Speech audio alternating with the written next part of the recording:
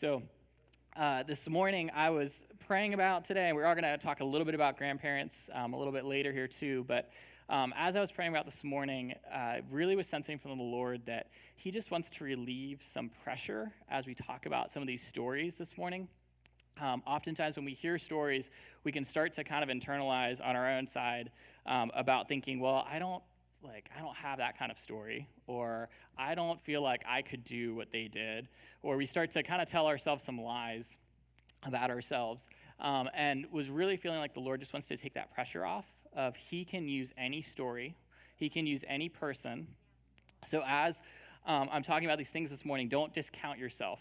Just because maybe you've had a difficult story, maybe you've had a difficult family that you've come out of, the Lord can use anyone.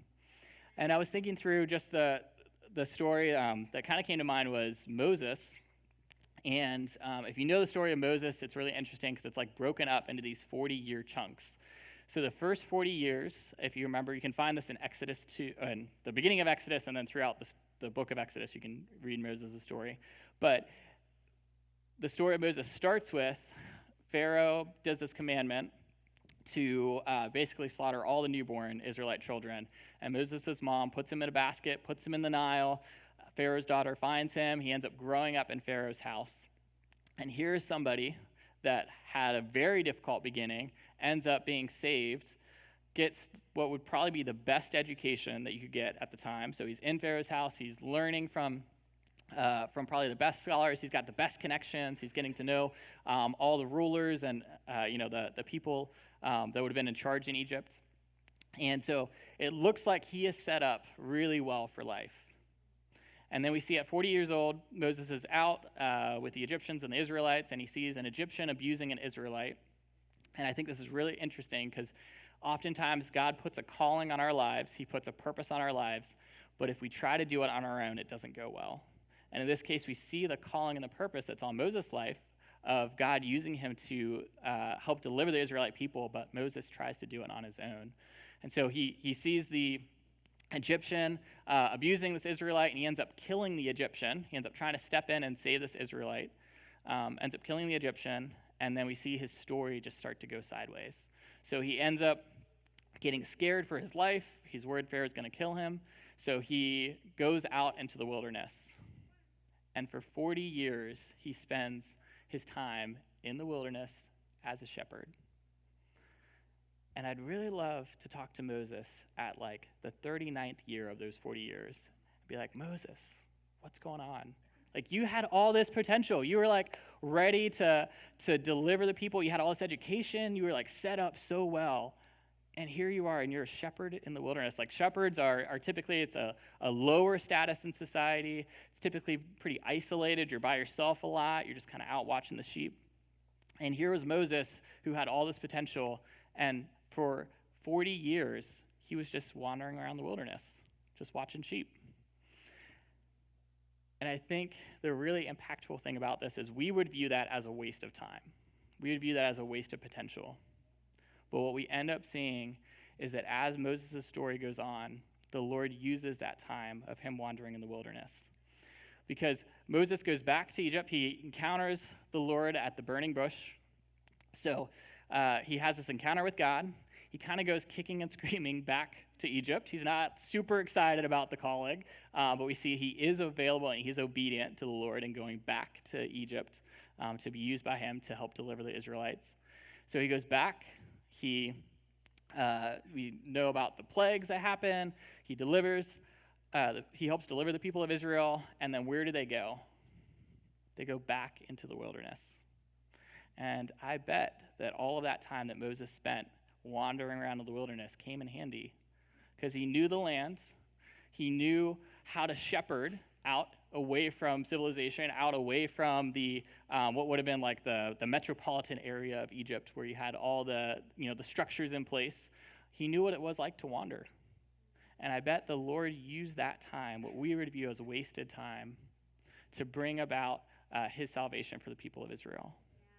And so this morning, just if you're in a place where you feel like, I don't know how God would use my story, I don't know how He would take what I've gone through and use it for His good.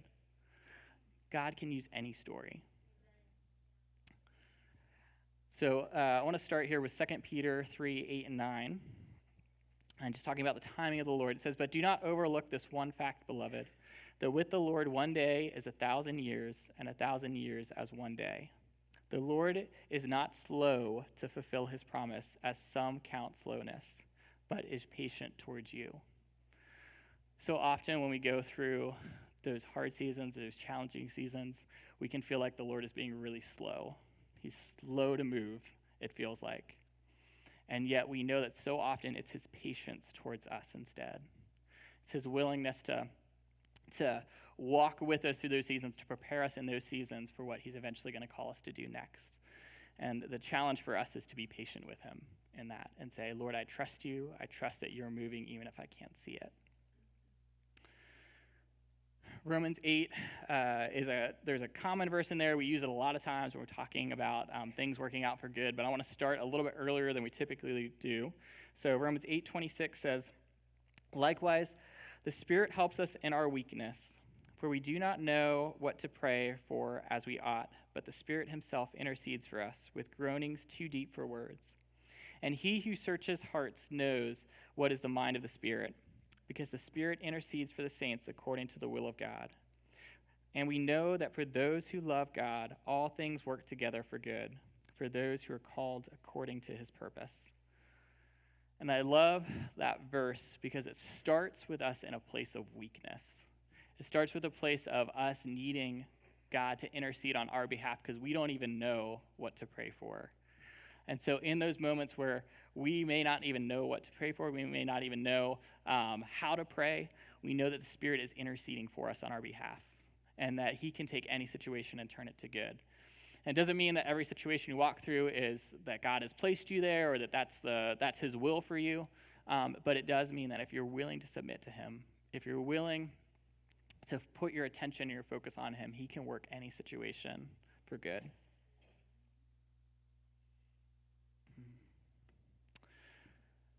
So this morning, I was thinking about grandparents.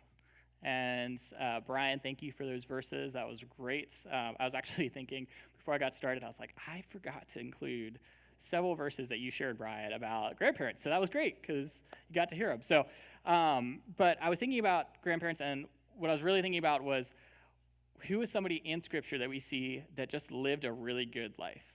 Because there's a lot of people that we see where like, they started out really well, and then towards the end of life, they kind of fell off. And I was trying to think of who is somebody that we look at that was faithful and that was wholly devoted their whole life that we can look to as a good example for this.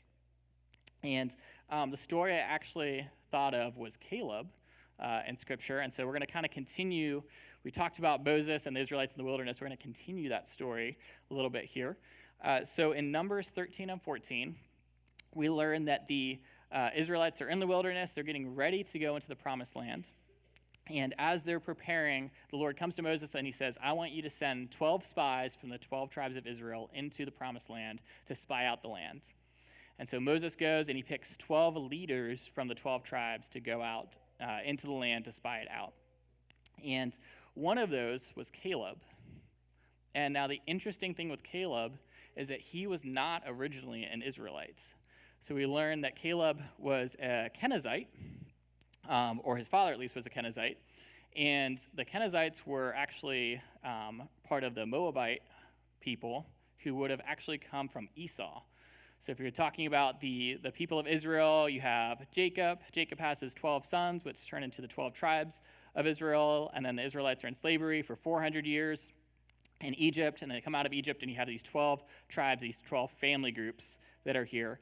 And we know from this that Caleb was not actually originally part of those 12 tribes. He would have been part of a different people group. And with the Israelites, the Lord provided a provision that if you're a foreigner and you would like to join the people of God, you're able to do that. There's like a provision in the law for that. And so Caleb would have been one of those people that had joined.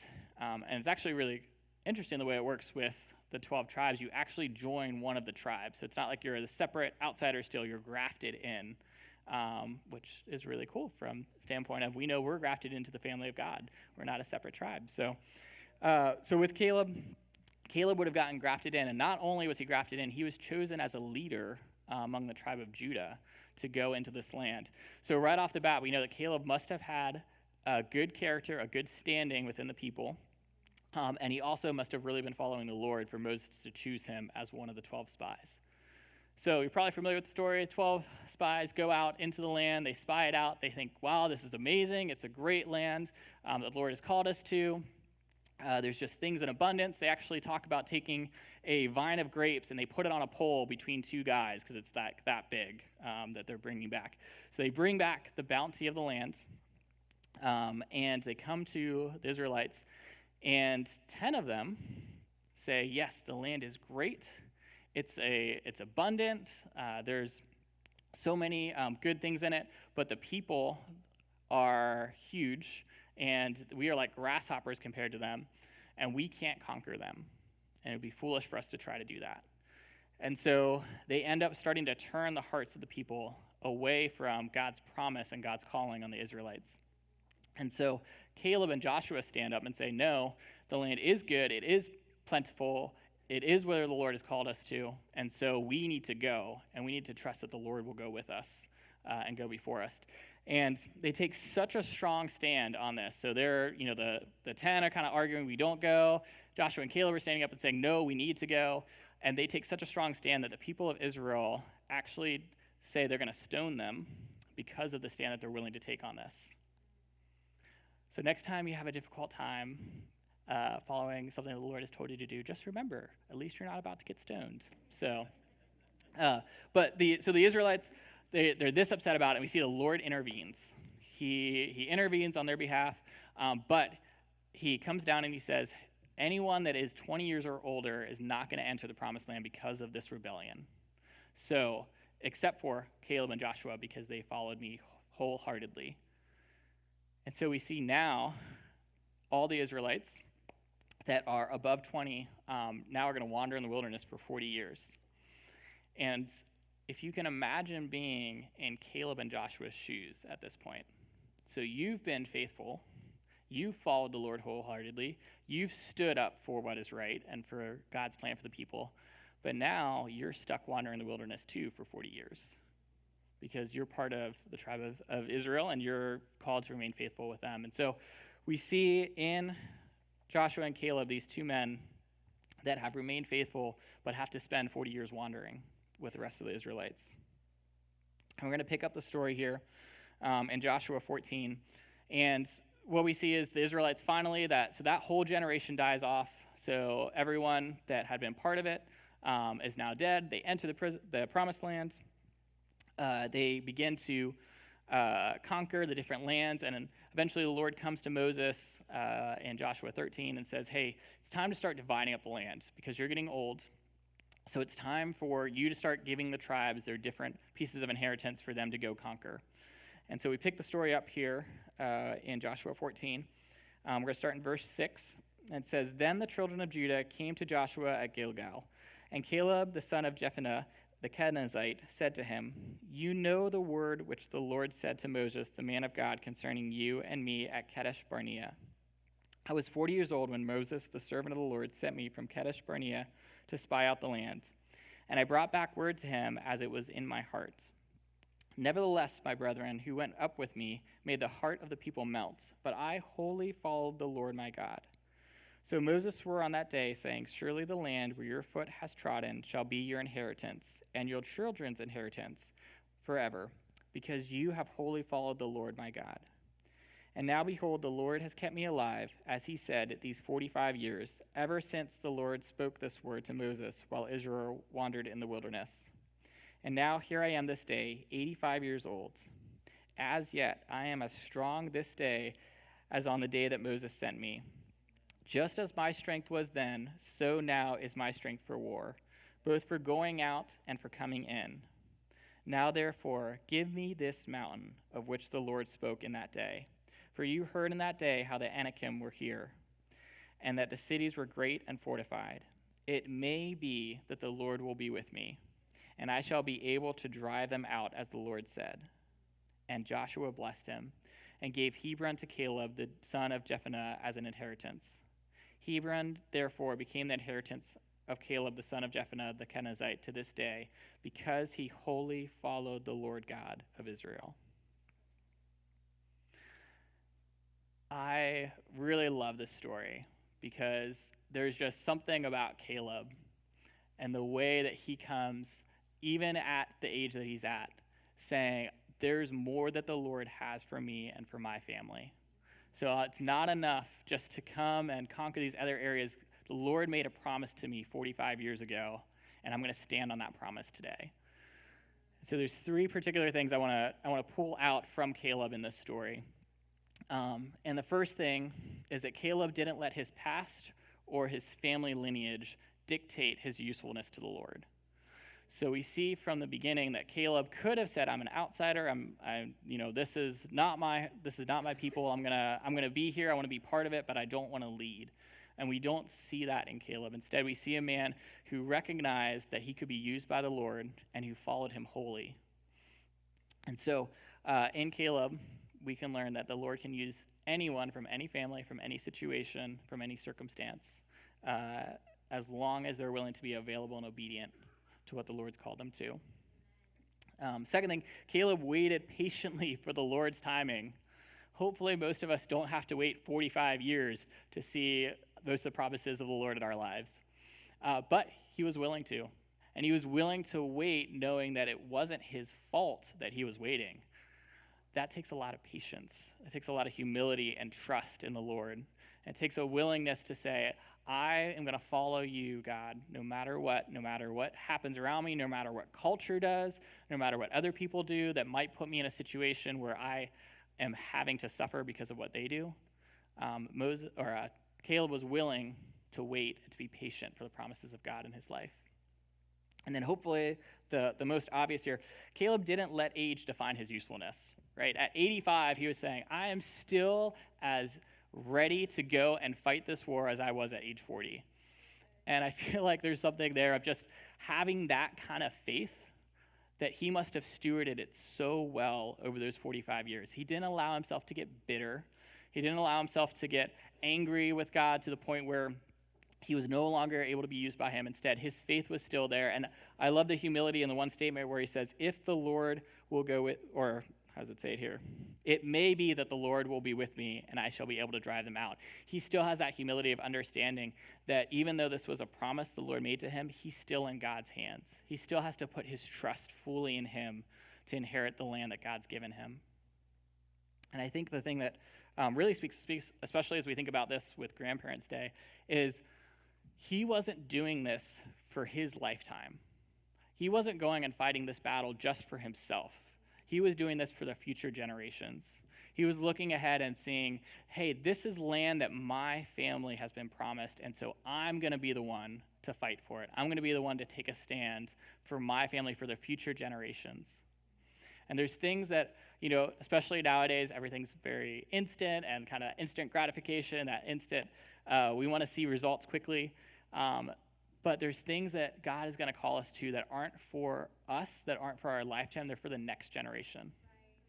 So are we willing to put the sacrifice? Are we willing to wander in the wilderness for 45 years so that we can fulfill a promise for future generations? Are we willing to have that kind of heart? And I think that's something that we just see a humility there. We see an understanding there of Caleb. We see a willingness to walk closely with the Lord over the long term so that future generations could benefit from his walk with God. So Philippians 3, 13 and 14, Paul kind of makes a similar statement. Paul would have been more towards the end of his life when he wrote this to the church at Philippi. It says, brother, I do not consider that I have made it my own, but one thing I do, forgetting what lies behind, straining forward to what lies ahead, I press on towards the goal for the prize of the upward call of God in Christ Jesus. See, Paul wasn't like, I'm slowing down, guys. I've done a lot of things. I've had a few shipwrecks. I've been beaten, all these things. I'm going to slow down and take it easy. No, we see Paul saying instead, I am straining forward for the goal because I know it's worth it. I know that I only have a few years here in life on earth to make a difference. And so I'm going to continue to strain forward to the goal that God has put before me. So for us, are we willing to do that? And are we willing to do that over the long term? So this isn't just for if you're like in your 60s, 70s, 80s, 90s. This is for everyone today, because we notice in the story of Caleb that it started at a young age. It started with an understanding of who he was, and then it was a lifetime lived of thinking about the future, of thinking about what the next generation is going to need, and being able to walk closely with the Lord in that.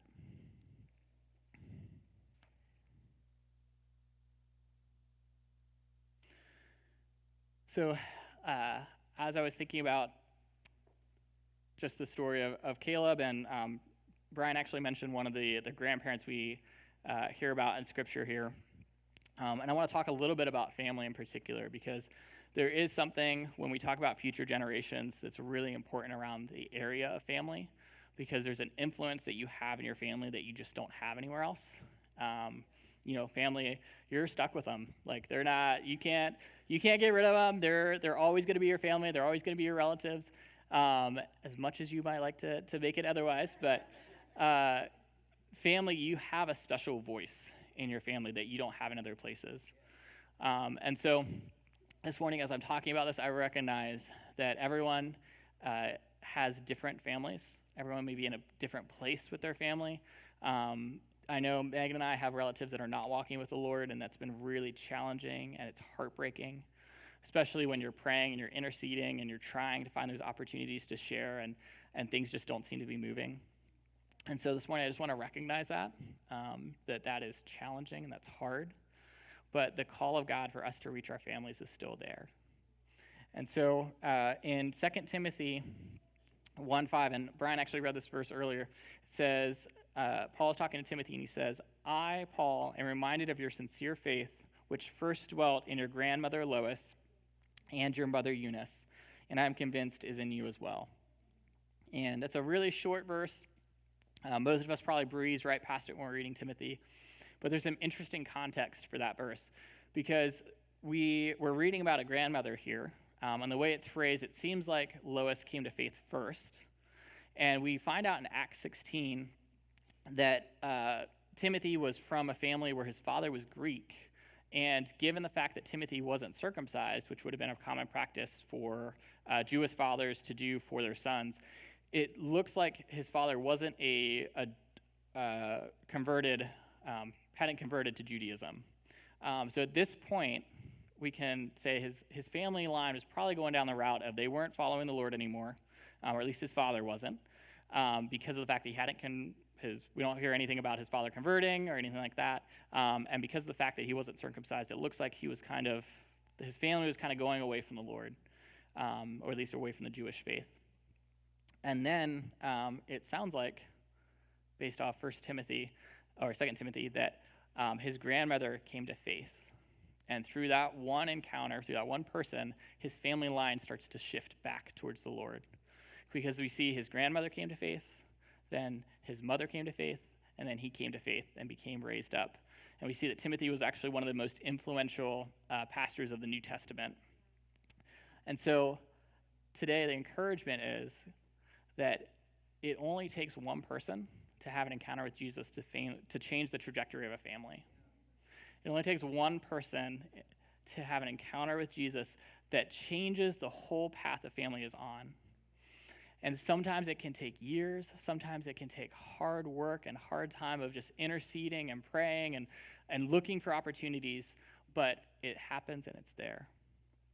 And we can see the example that Lois was to Timothy growing up that enabled him to go and pastor the church in Ephesus later on. And so this morning, my encouragement to you is to not give up on the family that you have, to look for the opportunities that the Lord wants to present, to look for the moments where he wants to speak through you. We can take the pressure off of we're not the ones that save our family. God is the one that saves our family. Our role is really just to be available and obedient to what he's calling us to do. And so there's going to be times where you might feel like you're not making any progress, where you feel like you try to have conversations and they just get shut down. And in those moments, just trusting the Lord that he wants to move, he wants to encounter your family, and your role really is just to be sensitive to how he's moving, to be sensitive to the opportunities that he's providing. All right, so worship team, you guys can actually come up.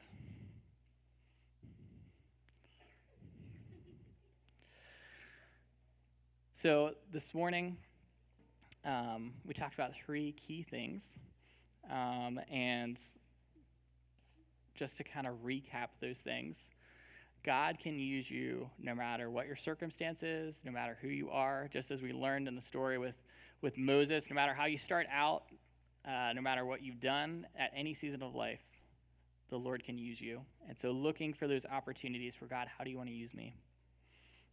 In the story of Caleb, we see somebody that was getting towards the end of his life, but was willing to fight for the next generation, that was looking for the opportunity to set up the next generation well. And so my question for you is, what is the mountain that God is putting before you that you need to claim? Not just for yourself, but also for the people that are coming behind you. And this can apply like if you're, once again, if you're 70 or if you're 17. You know, if you're 17 and you're looking for, okay, what's the thing that God's done through my story? What's the thing that God's done through my testimony that I get to pass on to the generation that's coming up behind me? How can I make this transition for them even better? Even thinking about, you know, we know that we're in a fast-paced time of just technology changing, and there's a lot of different things that are happening. Brian even kind of alluded to, like, you know, as grandparents, you might think, oh, I don't know how to use that kind of stuff, or I don't understand their world. But there's certain truths that you can pass on to the next generation. There's certain things that you can pass on that no one else can, particularly if it's your family, because you have a unique voice.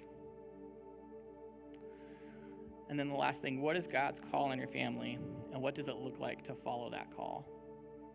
And so even just taking time, because oftentimes our perspective gets shifted to what is happening in, you know, what we see naturally in the world, what we see happening around us, and we lose perspective of God. What is your perspective on my family? What's your perspective on what's happening? What's your perspective on their walk? And so really seeking the Lord and asking him for his perspective on that. So we're going to go into a time of worship here. We'll have some prayer ministers up here as well. And just want to encourage you, if you feel like you've hit a wall in any of these areas, if there's been anything that you feel like has been really challenging, whether it's you feel like you're stuck in a wilderness season and you don't know how to get out, whether it's you have family members that you've been interceding for and you just feel like you're not seeing any progress there. I encourage you, if you want prayer this morning, there's going to be people here to pray with, or you can grab the person next to you. But also there's an opportunity to worship the Lord in the midst of that. There's an opportunity just to gaze at him in the midst of that, to put your focus back on him in the midst of that. And so I encourage you, as we go into worship, make that your focus. So we're just going to take a few minutes here to worship the Lord together.